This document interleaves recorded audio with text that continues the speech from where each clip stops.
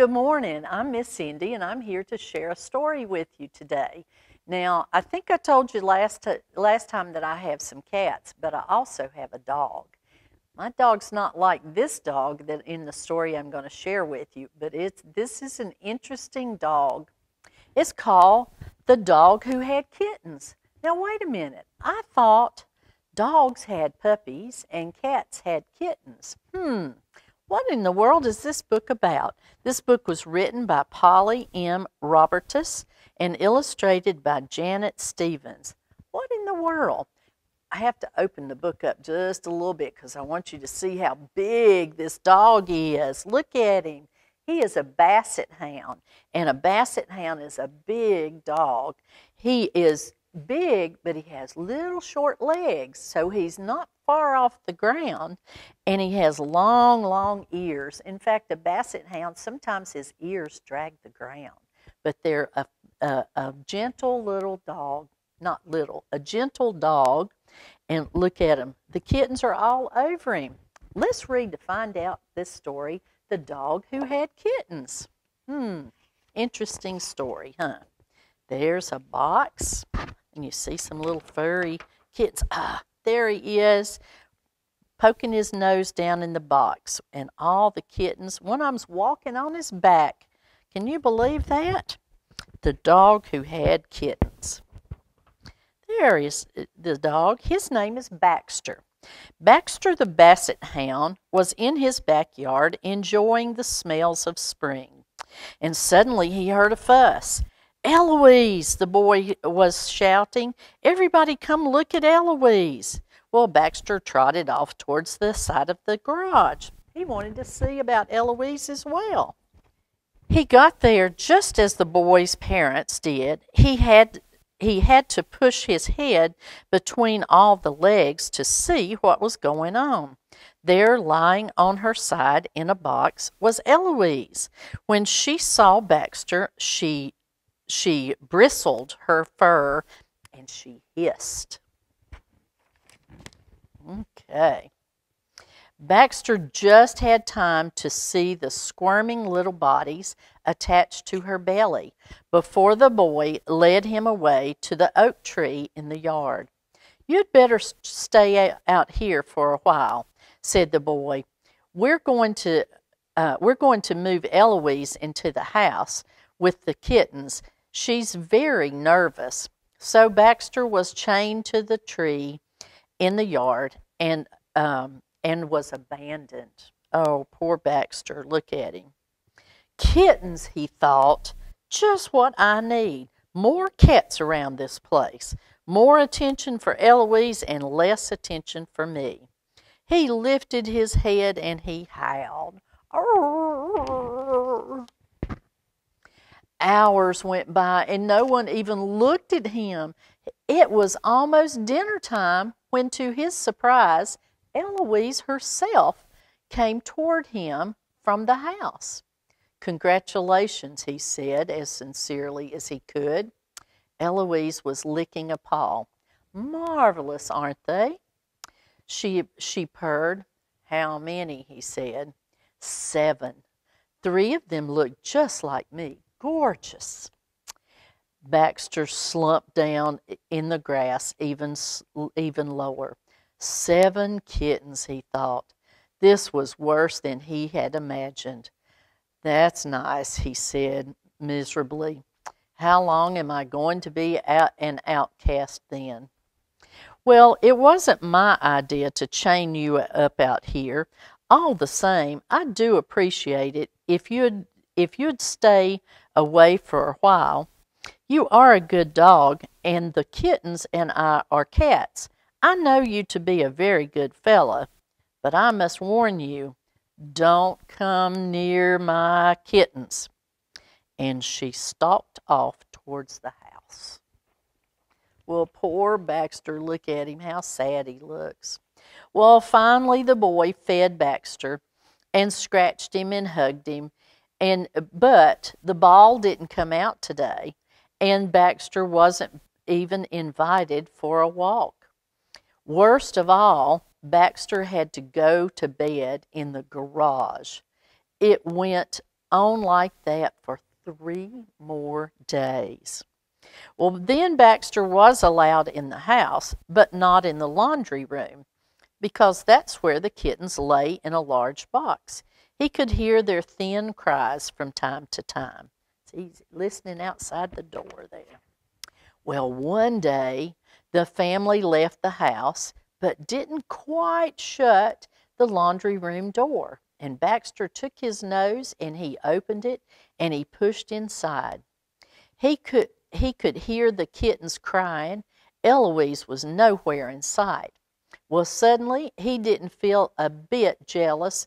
They were so tiny, and so tiny he thought. Their eyes weren't even open, and they can't even hold their heads up, hold their little heads up, or walk or anything. The mewing babies seemed to be searching for something.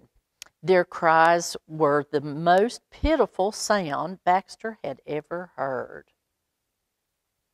Well, suddenly Baxter was just furious with Eloise. Where was she? What had happened?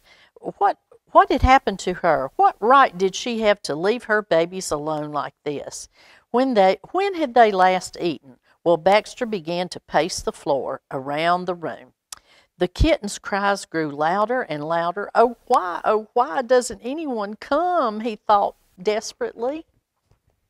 Well, finally, he went back to the box, and the kittens were in a ball in one corner. Delicately, Baxter stepped into the box. He lay down carefully. Taking most of the extra space, the kittens sensed his warmth, and they began to pull themselves towards him, crying louder than ever. Blindly, they stumbled and tumbled over each other until they were between Baxter's front paws. Little muzzles scouted his fur like mouths. Little mouths sucked at his legs and his neck. Little paws felt like needles they had needles massaged him. Baxter was afraid to move for fear that he would crush one of them. He held still for a long time, and at last the kittens fell asleep. He sniffed and poked them gently with his big old nose. Uh-oh, what's happening? She doesn't look happy. Well, all of a sudden, he felt happier than he had ever felt before. I did it, he thought. I helped them. They feel safe now. This is just wonderful. And then suddenly there was Eloise with eyes like embers.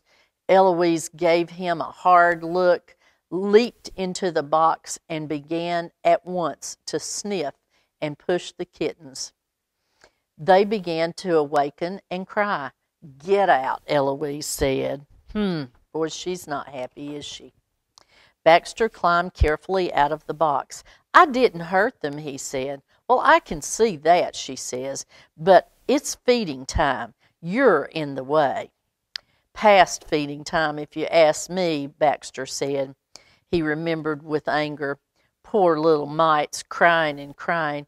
Where were you then?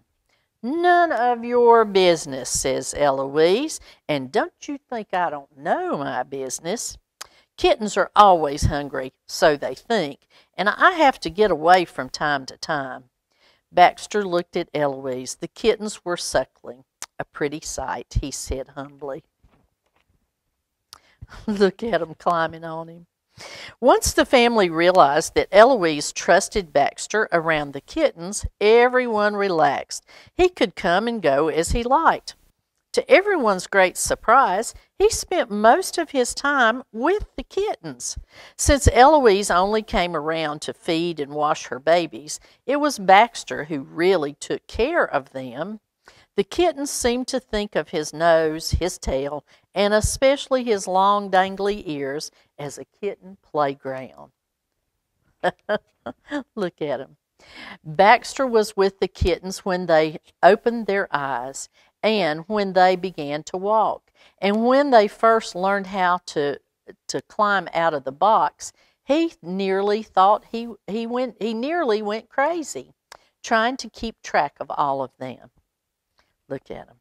He had forgotten about his old life until one day, when the kittens were several weeks old, the boy came downstairs, whistling and tossing a ball. "Come on, Baxter, let's go to the ball field," he called to Baxter. Baxter, suddenly remembering old times, he ran outside and trotted happily alongside the bicycle. They played fetch, and then they went into the woods nearby, and Baxter dug up an old rotting catcher's mitt. And to his joy, the boy let him keep it. When Baxter got home, he lay down and he gave that catcher's mitt, a thorough chew. Out of the corner of his eye, he saw Eloise vanishing through her cat door. Suddenly he remembered the kittens. Oh my goodness. Baxter raced to the house, nosed open the door, and skidded across the kitchen linoleum into the laundry room. The box was empty.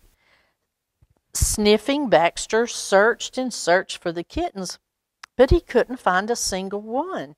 Neither could he hear them. Where, oh, where could they be? He sat down and just howled. "Arrrrrrr!" Eloise and the boy appeared. "Well, they're gone, of course," Eloise said. "Gone? Gone where? Where could they have gone? I leave for one day, and they vanish," said Baxter. "They don't need us any more," said Eloise. "They've got homes of their own now, where they've gone to be cats like me. Goodness, didn't you notice how big they were getting?" Well, poor Baxter, look at him. Baxter could hardly eat his food that night. He lay at the boy's feet after dinner, and when the family went to their bedrooms, he tried to go to sleep, but he just couldn't go to sleep. He felt too lonely. Finally, he got up and went into the laundry room, where the box was full of moonlight. He snuggled up in it, comforted by the kitten's smell. He was still feeling too sad to sleep when, with a soft thud, Eloise landed next to him and curled up by his head. "It occurs to me that I never did thank you for all of your help," she said. "You're welcome. I enjoyed every minute of it," he sniffed. Eloise began absently to lick his ear. "Well," she said, "I have to admit it's strange without them. But it's good to know that I might have more kittens someday.